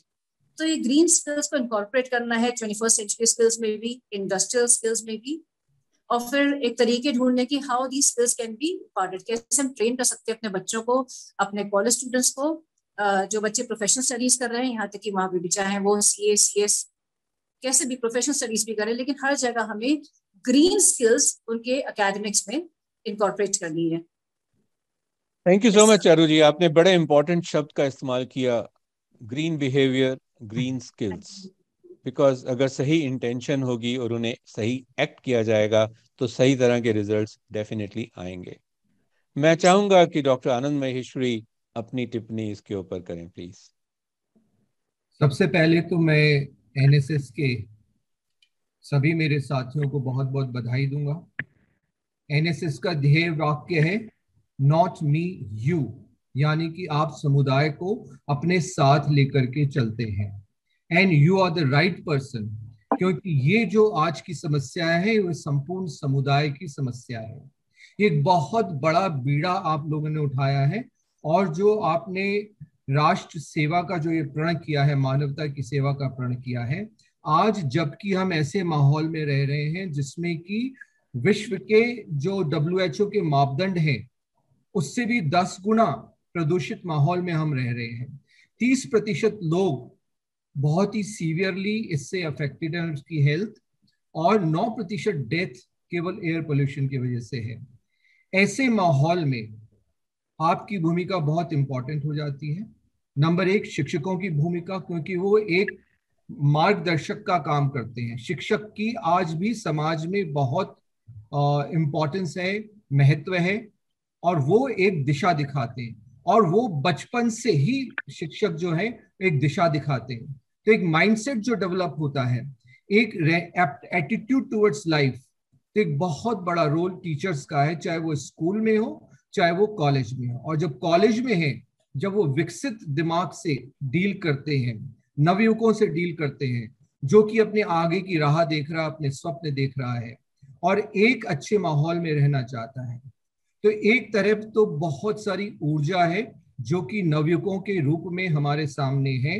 वो सोचते हैं, कुछ करना चाहते हैं, आगे बढ़ना चाहते हैं, तो एक तो वो पोटेंशियल है। और दूसरा, जो हमारे टीचर्स हैं उनका जो मार्गदर्शक रूप है, वो उनकी जो स्किल सेट्स है और उसको कम्युनिकेट करने की जो कला है, जानकारी होना एक बात होती है और उसको दूसरे को कम्युनिकेट करना इफेक्टिवली वो दूसरी बात होती है।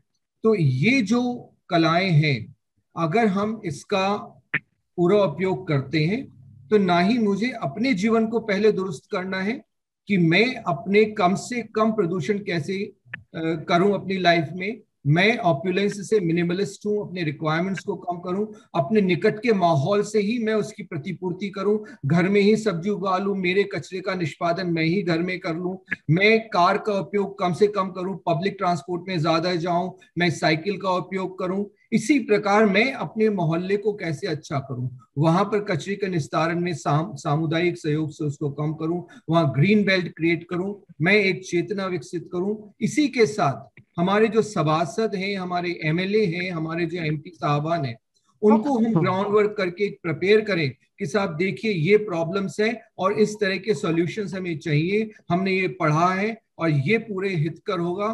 तो ये जो काम है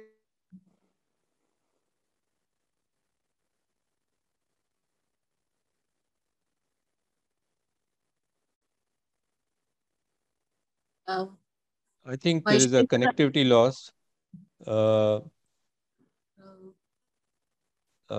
आनंद जी का कनेक्शन थोड़ा लूज करके हम उनके पास दोबारा आएंगे। और आनंद जी ने एक बड़ी खास बात करी कि पहले हम करें फिर इसे करवाएं, और इन्होंने डिटेल्स में बताने की कोशिश की कि क्या क्या छोटे छोटे स्टेप्स हैं जो हम ले सकते हैं और उन स्टेप्स के बेसिस के ऊपर हम दूसरों को गाइड कर सकते हैं।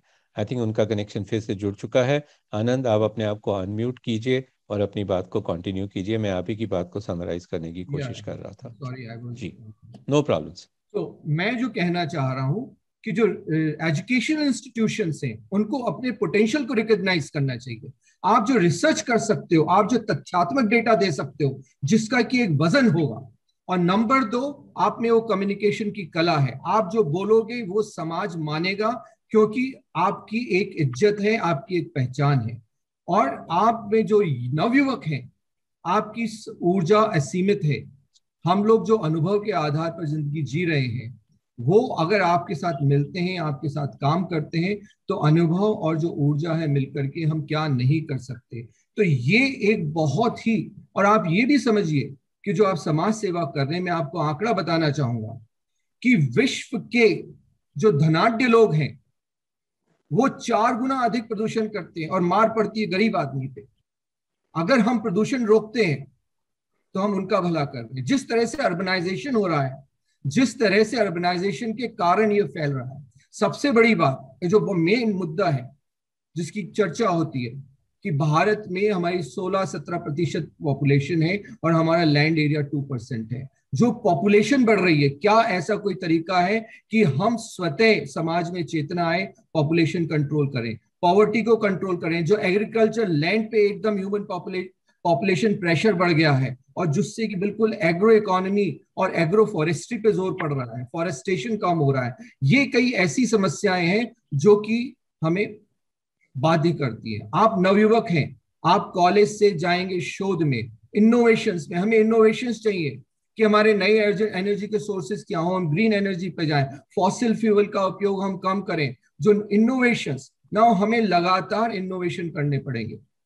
हमने प्रकृति को इतना दूषित कर दिया है कि यदि हम उसको तुरंत ठीक नहीं करते हैं तो ये मानवता का ही इसमें अंत होने की पूरी संभावना है। हमारा एक्सटिंक्शन दूर नहीं है क्योंकि ये वायु प्रदूषण से हमारा भोजन भी प्रभावित होता है, हमारा जल भी प्रभावित होता है और टेम्परेचर प्रभावित होता है। जहाँ टेम्परेचर प्रभावित होता है वहां पर फिर इस तरह के कि समुद्र का लेवल बढ़ जाता है, तरह तरह के भूकंप आते हैं, कई तरह, और क्लाइमेट चेंज हो जाता है।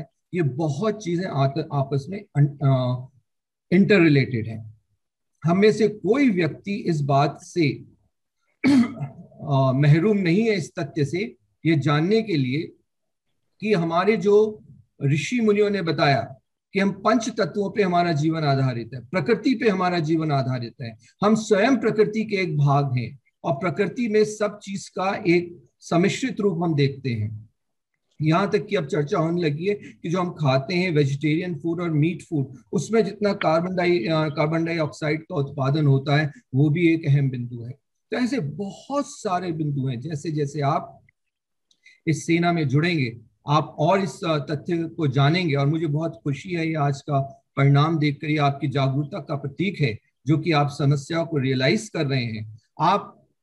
आप बहुत ही एक महत्वपूर्ण टास्क फोर्स के मेंबर होने जा रहे हैं, और मैं उम्मीद करता हूं कि आप अपने विचार को जीवित रखेंगे, इसको अध्ययन करते रहेंगे अपने एरिया में और अपने समुदाय में, और जितना होगा इसमें आप अपना योगदान देंगे। ये मेरा एक मानना है, और आगे चर्चा जैसे पैनल डिस्कशन बढ़ेगा मैं फिर हाजिर होऊंगा। थैंक यू सो मच आनंद। आपने बड़े अच्छे और विस्तृत तरीके से आने वाले समय में हमें क्या करना चाहिए उसके बारे में बताने की कोशिश की। अथर्ववेद में भी आचार्य यानी कि टीचर का वर्णन बड़े सुंदर तरीके से दिया गया है, और मैं वहां उसे कोट करना चाहूंगा क्योंकि हमारे टीचर्स आज उस रोल को प्ले करना जरूरी है। आचार्य को मृत्यु, वरुण यानी जल, सोम यानी चंद्रमा, औषधि और पय यानी दूध कहा गया है। मृत्यु यानी कि दुष्प्रवृत्तियों को समाप्त करना। तो अगर कुछ चीजें पोल्यूट कर रही हैं, क्लाइमेट को अफेक्ट कर रही हैं, तो उस सोच की मृत्यु की आवश्यकता है।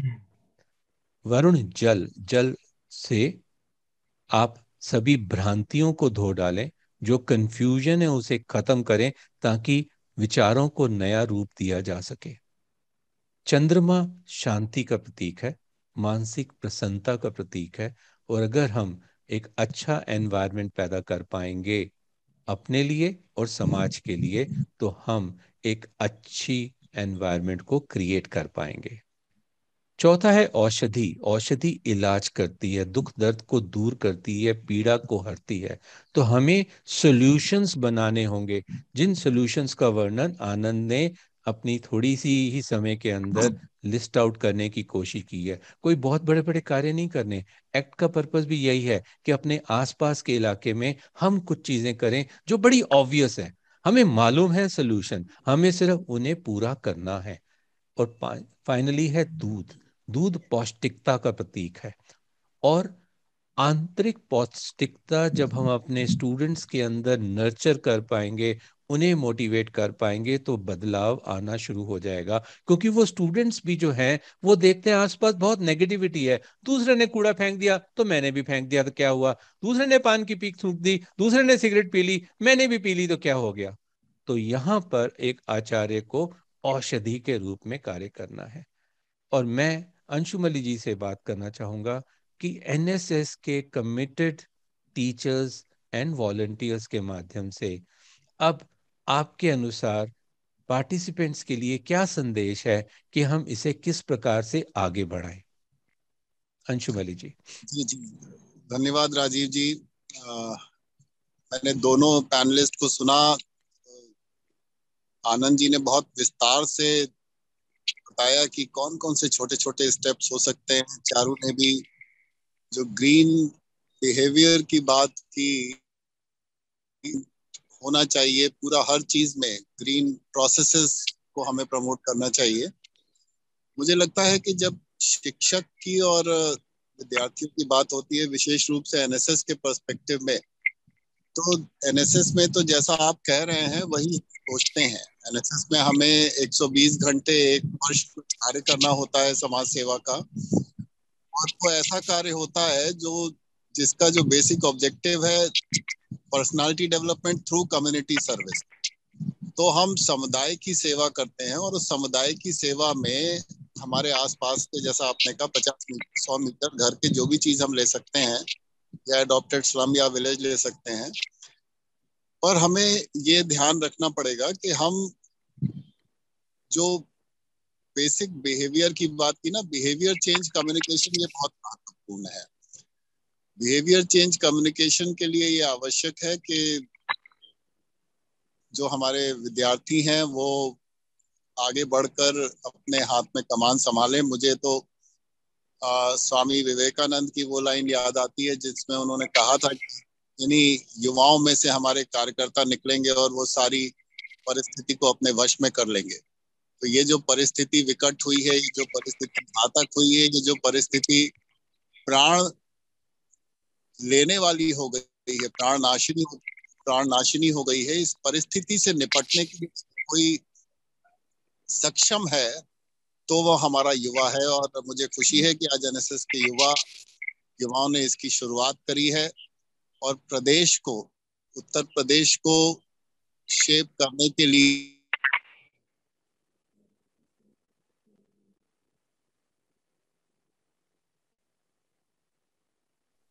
आई थिंक टेक्निकल संपर्क थोड़ा सा टूट गया है। हम अंशुमली जी के पास पुनः वापस आएंगे। लेकिन जो उनकी बातों को मैं समझा हूं, उन्होंने 3 मुद्दों पर बात की है। मुझे एक्रोनिम्स बनाने का बड़ा शौक है, तो मैं NSS को ही लेता हूं। N फॉर नर्चर थॉट्स, सही सोच का सृजन करना। S for support actions, actions को सपोर्ट करना। और तीसरा सस्टेन एफर्ट्स, एक बार ही शुरू किया है उसे बार बार आगे बढ़ाते रहना, क्योंकि ये एक बार की एक्टिविटी नहीं है, आगे लगातार बढ़ता रहे ये आवश्यक है।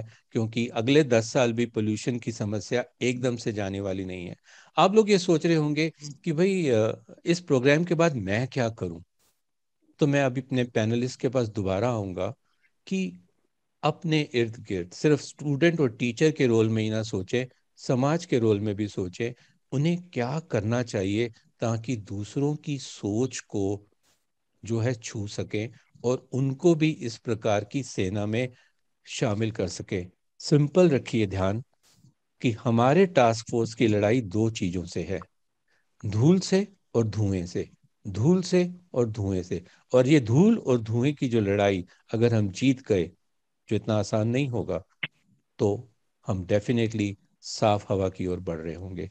तो चारू जी, आपको क्या लगता है कि हमारे स्टूडेंट्स और हमारे टीचर्स क्या करें ताकि दूसरों की सोच को छू सके?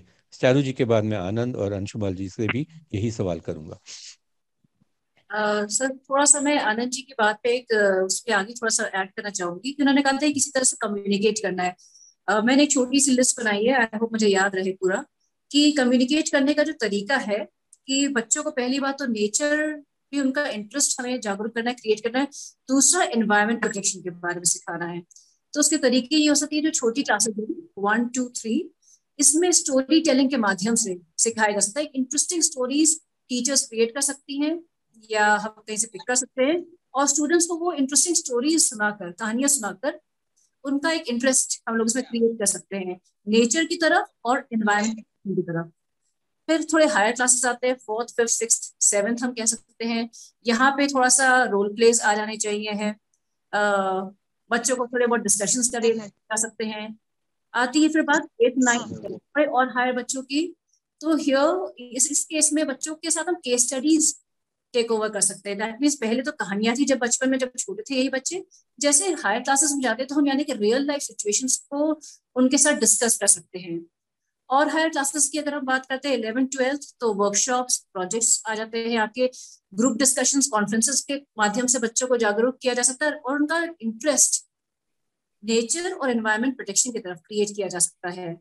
एंड देन हायर एकेडमिक्स की जब बात करते हैं तो ये वर्कशॉप्स, रियल लाइफ प्रोजेक्ट्स का उनको पार्ट बनाया जा सकता है। तो एक तरीका है। दूसरा, जब हम लोग स्कूल लेवल की बात करते हैं तो टीचर्स को इस चीज का ध्यान रखना चाहिए, बताना चाहिए बच्चों को। एक तो वो खुद ऑफकोर्स अपना एक ग्रीन बिहेवियर खुद फॉलो भी करें, जिसको स्टूडेंट्स देख के वो भी फॉलो करेंगे। और स्टूडेंट्स को ये उनको बताना जरूरी है कि what is good for environment, what is not good for environment. ये डिफरेंशिएशन इज वेरी इंपॉर्टेंट। जब हम डिफरेंशिएशन बता सकते हैं कि व्हाट इज नॉट गुड, क्या अच्छा नहीं है, तो उसकी कॉज, रीजन, उसकी वजह तक भी पहुंच सकते हैं। जब हमें वजह पता चल जाती है तो उस वजह को हम लोग ठीक करने की भी कोशिश कर सकते हैं। That means then what steps to be taken further. तो सबसे पहले तो खुद एक ग्रीन बिहेवियर एग्जिबिट करना, फॉलो करना है, जिसको देख के हमारे स्टूडेंट्स ग्रीन बिहेवियर फॉलो करेंगे। सेकेंड थिंग, और हमें किसी तरह से ये कम्युनिकेट करना है। कम्युनिकेशन का मैंने एक छोटा सा पैटर्न बताया है आपको, कोई भी पैटर्न हो सकता है। This is what I incorporated today. Third, teacher should explain students what is good, what is not good. If what is not good उसकी वजह क्या है, और जब वजह तक पहुंच जाए तो steps that can be taken, किस तरीके से हम उस वजह को ठीक कर सकते हैं, वहां तक पहुंचे। सही है। इसके आगे जैसे thank you so much doctor Charu, this is very wonderful. May I request doctor Anand Maheshwari, unmute करें आनंद। या एक छोटी सी कहानी थी जिसमें एक औरत एक मुनि के पास जाती, कहती कि महाराज मेरा बेटा मीठा बहुत खाता है, इसको जरा बताइए। तो कहता है कि इसको 1 हफ्ते बाद लाना। तो 1 हफ्ते बाद वो फिर से ले जाती है उसको। तो मुनि उससे कहते हैं बेटा मीठा खाना अच्छी बात नहीं है, मीठा मत खाओ। उस औरत ने कहा कि इतनी सी बात के लिए आपने मुझे हफ्ते भर इंतजार कराया, हफ्ता भर पहले ही बोल देते। तो उसमें मुनि ने कहा कि देखो बेटा, हफ्ते भर पहले मैं खुद भी मीठा खाता था, अब मैंने मीठा खाना छोड़ दिया, अब मैं आत्मिक बल से कह सकता हूं कि इसको मीठा नहीं खाना चाहिए। तो पहली बात तो हम खुद एक उदाहरण बने, जैसा चारू जी ने भी कहा कि हम खुद पहले अपनी बात को अमल में ले आए। मैं खुद साइकिल पे जाता हूँ, कई लोग स्वतः पूछते सर आप साइकिल पे, मैंने कहा हाँ, मैं जहां तक साइकिल पे जा सकता हूँ साइकिल पे जाता हूँ, जहां तक पैदल जा सकता हूँ पैदल जाता हूँ। उससे मेरा स्वास्थ्य भी अच्छा रहता है और मैं अपना कार्बन फुटप्रिंट भी कम कर रहा हूँ। आप खुद अपने घर पे उगाई हुई सब्जियां खाएंगे, लोग बाग आते हैं देखते हैं, तो लोग बाग खुद चर्चा करने लगेंगे। आप खुद एक चर्चा का विषय बन जाएंगे अपने दोस्तों में, जहां भी जाएंगे, चाहे खाना खाने जा रहे हैं, जहाँ प्लास्टिक का यूज हो रहा है आप मना कर दीजिए, कॉर्पोरेट फूड है मना कर दीजिए कि साहब इससे हमारा कार्बन फुटप्रिंट बढ़ेगा, मैं ये चीज नहीं खाऊंगा, ये चीज खाऊंगा। आप खुद एक वजह बन जाएंगे। आप छोटे छोटे स्टेप्स लीजिए, कोई भी परिवर्तन बड़ी चीज से नहीं आता, छोटी छोटी चीज से आता है। छोटे छोटे आप 10 स्टेप चार्ट लीजिए कि मैं ये 10 स्टेप है, मैं पहले इसको, आप साल भर तक उन 10 स्टेप्स करिए, फिर 10 से 12 पे जाइए, 12 से 13 पे जाइए। ये जानना कोई मुश्किल नहीं है, इंटरनेट पे कई जगह आपको हमारी LCF की वेबसाइट पे भी मटेरियल मिल जाएंगे, वीडियोस मिल जाएंगे, डूज एंड डोंट्स, क्या करना है क्या नहीं करना। लेकिन सबसे बड़ी बात है प्रवृत्ति, आचरण, उसको कैसे हम धारण करें। और हम छोटे छोटे ग्रुप क्रिएट करें अपने फ्रेंड्स में, जिस भी माहौल में हम रहते हैं, जिस भी हम संस्था के वो हैं, इसको एक मिशन बना लें कि हम उसको, एक पैशन है, हर सांस के साथ हम देखें कि क्या वो मेरा एक्ट प्रदूषण को कम कर रहा है या ज्यादा कर रहा है। और इस बात पे देखें आप कि सबसे ज्यादा प्रदूषण, जैसे मैंने कहा, अमीर व्यक्ति फैला रहे हैं और भुगतता है वो गरीब आदमी जो सड़क पे है, जो धुएं और उसका शिकार होता है। इससे बड़ी सामुदायिक सेवा, मानवता की सेवा नहीं हो सकती कि उस निरीह व्यक्ति को आप एक अच्छा वातावरण दे रहे हैं, आप यही समझ लें।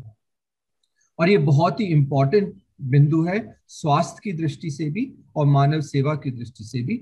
तो मैं ये कहूंगा कि हम छोटी छोटी चीजें खुद अपनाएं और अपने क्षेत्र को धीरे धीरे धीरे उसका विस्तार करते चलें, उस अपने क्षेत्र को बढ़ाएं, एक साथ बढ़ाना सोचें। और जैसा मैंने कहा कि जो हमारे जनप्रतिनिधि हैं, मैं पुनः कहूंगा कि विदेशों में कई जगह ये होता, हम अपने ड्राइंग रूम में बात करके रह जाते हैं, लेकिन अगर हम डेटा इकट्ठा करें, रिपोर्ट बना के अपने सभासद को कहें कि नहीं आप मीटिंग में डिस्कस करिए, 10 लोग मिलकर के जाएं, अपने MLA को कहें कि नहीं आप ये प्रश्न उठाइए, हम आपको फैक्ट्स दे रहे हैं, पिक्चर्स दे रहे हैं, फोटोज दे रहे हैं।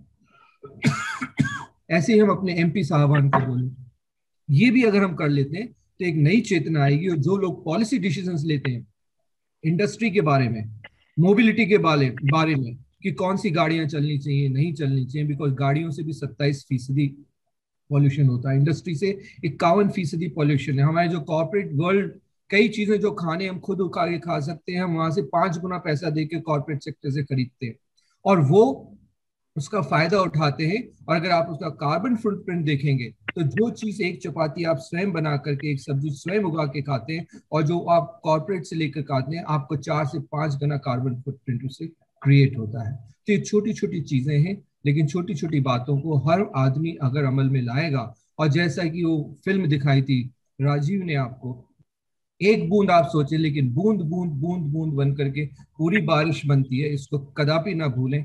और हम सब उस एक परिवर्तन के अहम भाग हो सकते हैं। आप सभी को बहुत बहुत शुभकामनाएं। Thank you so much Anand, thank you so much. आपने इन बातों को दोबारा से रीइंफोर्स किया और मैं कमेंट बॉक्स में देख रहा था, लोगों ने आपकी बात को बहुत पसंद किया, आपके साथ एग्री कर रहे हैं और उसके ऊपर कार्य करने का पूरा आश्वासन भी दे रहे हैं। अंशु मलिक जी, आपके आखिरी कमेंट्स क्या हैं? बिकॉज समय कम है और मुझे सेशन को क्लोज करना है, क्योंकि ये हमारी एक शुरुआत है सोच की। अभी इसके ऊपर हमें बहुत सारा एक्शन NSS के साथ मिलकर करना है, आप लोगों के साथ जुड़े रहना है हमारे को। अंशु मलिक जी। मैं बस आनंद जी की बात से बात लूंगा। उन्होंने कार्बन फुटप्रिंट की बात करी, तो मैं कार्बन ट्रेडिंग में, यदि आप मोस्ट मॉडर्न कॉन्सेप्ट है साइंस का जिसमें कि कार्बन ट्रेडिंग की बात करते हैं, कार्बन फुटप्रिंट की बात करते हैं, जितना आप एक्टिविटी करते हो वो कार्बन फुटप्रिंट इंक्रीज करता है। जितना एक्टिविटी लीस्ट रहेगी उतना कार्बन फुटप्रिंट कम रहेगा, उतना आप पर्यावरण को प्रदूषित नहीं करोगे। महात्मा गांधी के अगर सिद्धांतों की तरफ, गांधीवादी विचारों की तरफ यदि हम जाएं, तो वो अपरिग्रह की बात करते हैं। अपरिग्रह मतलब संग्रह नहीं करना, जितना आवश्यक है उतना ही लो, उतना ही इस्तेमाल करो, बिल्कुल व्यर्थ चीज स्टोर मत करो। ये जो हमारी कंज्यूमरिज्म वाली ये जो एक मानसिकता है, इससे यदि हम बाहर आए और हम ये समझें कि आज से कितने वर्ष, 100 वर्ष पूर्व गांधी जी जो बात कह, वही मोस्ट मॉडर्न साइंटिफिक कॉन्सेप्ट उसी को रेटिफाई कर रहा है। तो हमें ये जरूरी है कि हम बैक टू नेचर की तरफ सोचें, प्रकृति की ओर वापस जाने की बात सोचें, और खाली हॉरिजॉन्टल फॉरेस्ट की बात ना करें। जहां पर प्लांटेशन हॉरिजॉन्टल के लिए ये नहीं है, वहां पर हम वर्टिकल प्लांटेशंस की भी बात करें।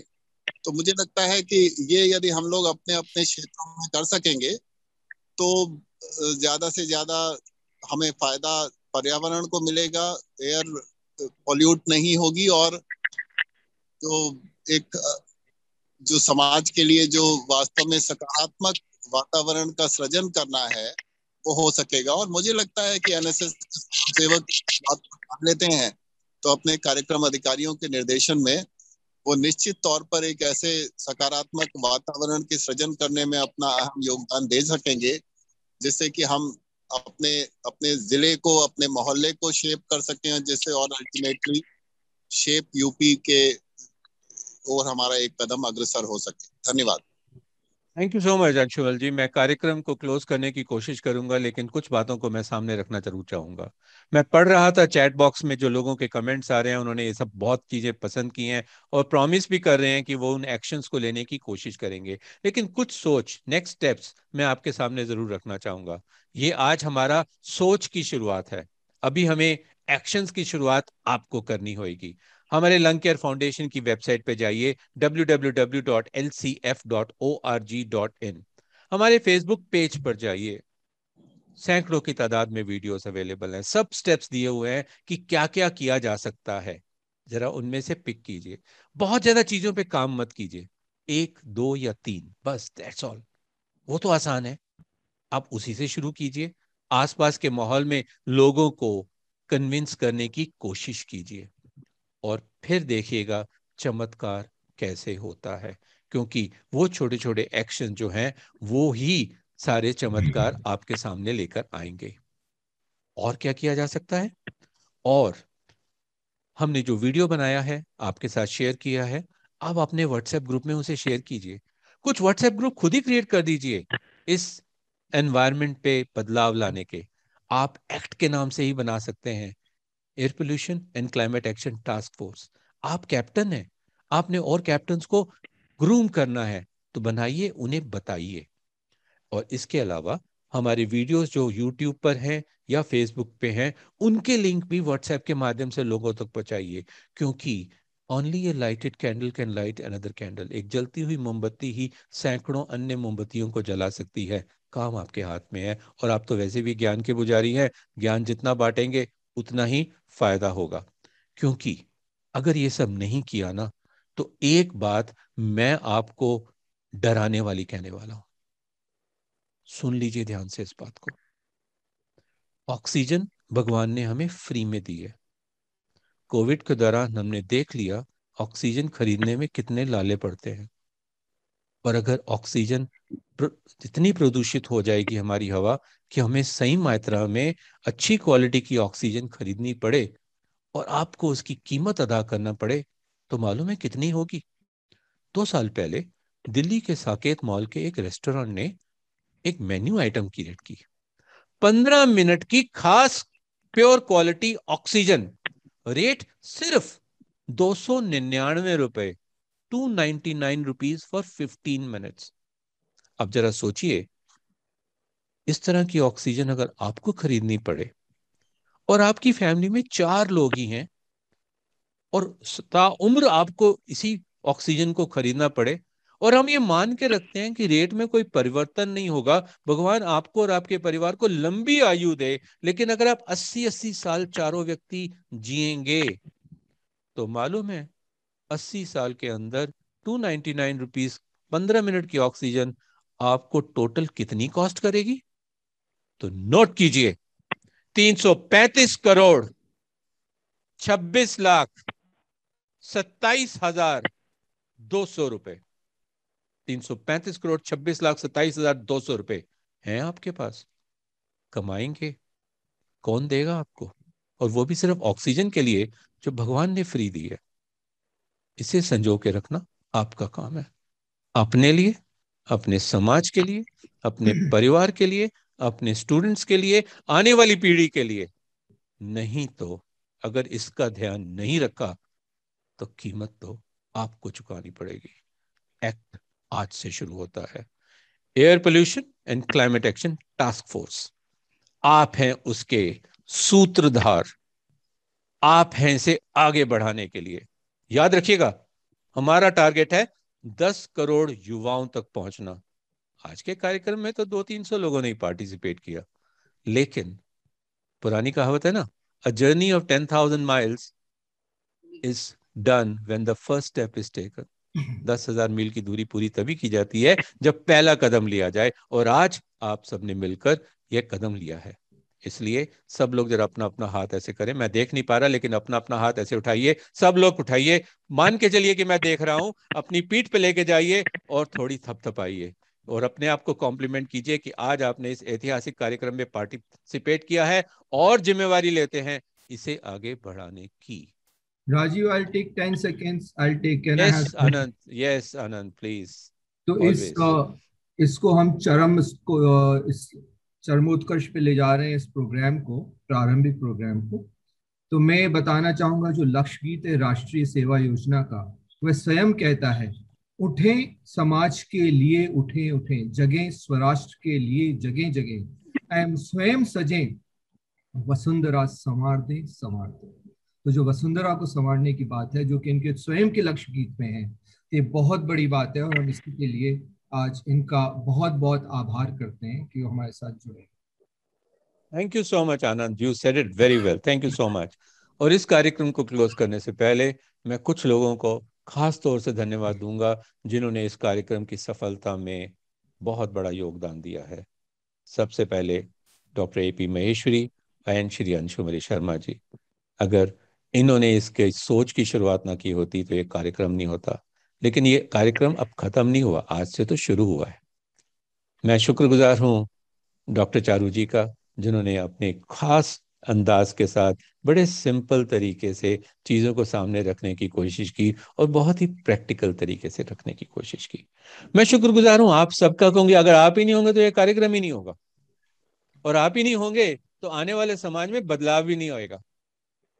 और साथ ही साथ मैं शुक्रगुजार हूँ लंग केयर फाउंडेशन में अपनी टीम का, डॉक्टर अरविंद कुमार, डॉक्टर बिलाल बिन आसिफ, अभिषेक, माचरी, डॉक्टर कार्मेन उप्पुल, हामिद, अशोक जी, नेहा और मेरे दूसरे सदस्य जिन्होंने मिलकर मुझे सहयोग दिया और इस कार्यक्रम को हम आपके सामने ले आए। ये कार्यक्रम आज से शुरू होता है और ये एक बहुत लंबी लड़ाई है, जीतेंगे तो हम ही, एयर पोल्यूशन भी कहाँ जाएगी। धन्यवाद आप सबका, थैंक यू वेरी मच।